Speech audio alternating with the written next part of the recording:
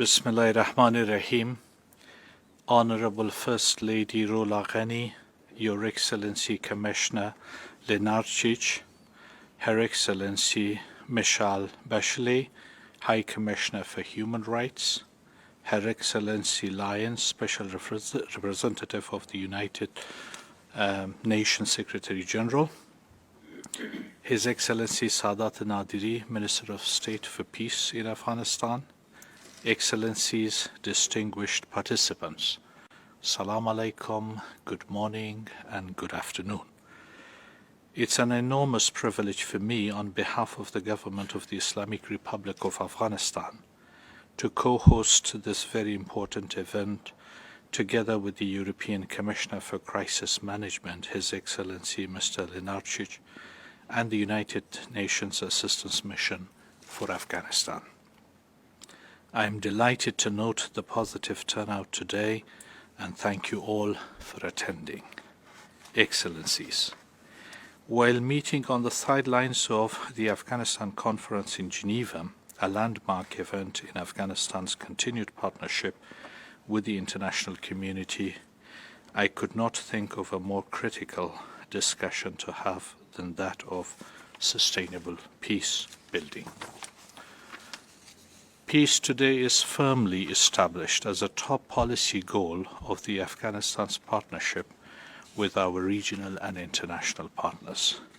There is a growing realization based on decades of painful experience that terrorism is a common threat to our entire region and the world community, and that peace in Afghanistan is the surest way to protect our people and our common security and economic interests against this lethal enemy.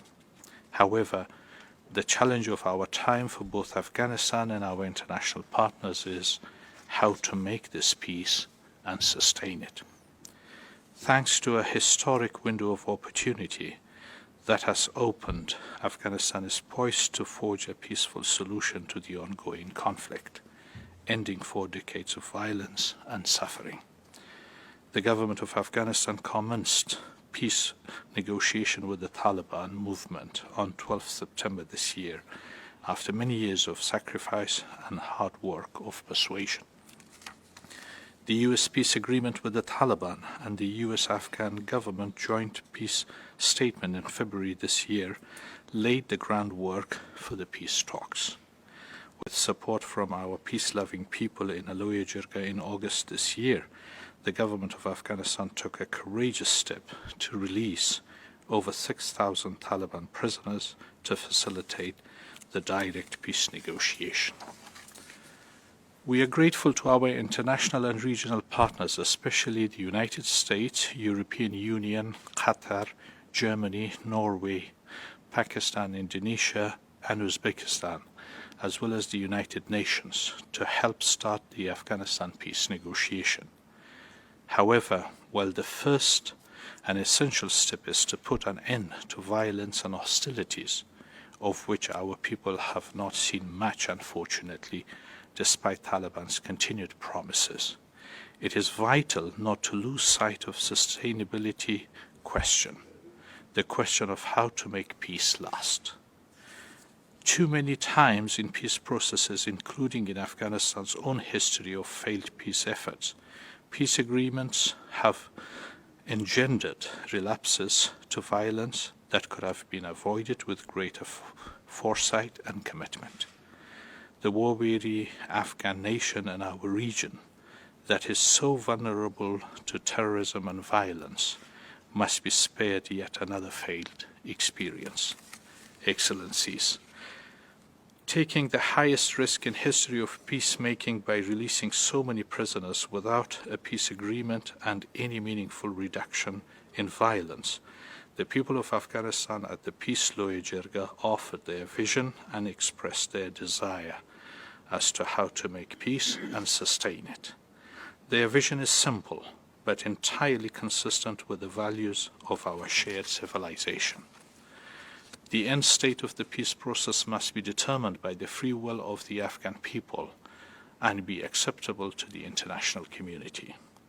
It is in this context that an end state that has been defined of a unified, independent, sovereign and democratic Afghanistan, where peace and stability are neither threatened from within nor from outside. An Afghanistan not only to preserve but built on the political, democratic, socio-economic achievements of the past 19 years, for which both Afghans and our international partners have made enormous sacrifices. Chief among these values and achievements are our state and society commitments to human rights, women's rights, rule of law, and good governance. Voluntary and dignified return and reintegration of refugees, regularizing migrant labor, and reintegration of ex-combatants are key factors in sustaining peace. Excellencies, in this important event today, we are going to focus on some of these factors that make peace sustainable. We have two segments, each led by a panel of distinguished keynote speakers and discussants, focusing on two of the most critical issues that the Afghan peace process is currently grappling with, namely the issue of safeguarding human rights and women's participation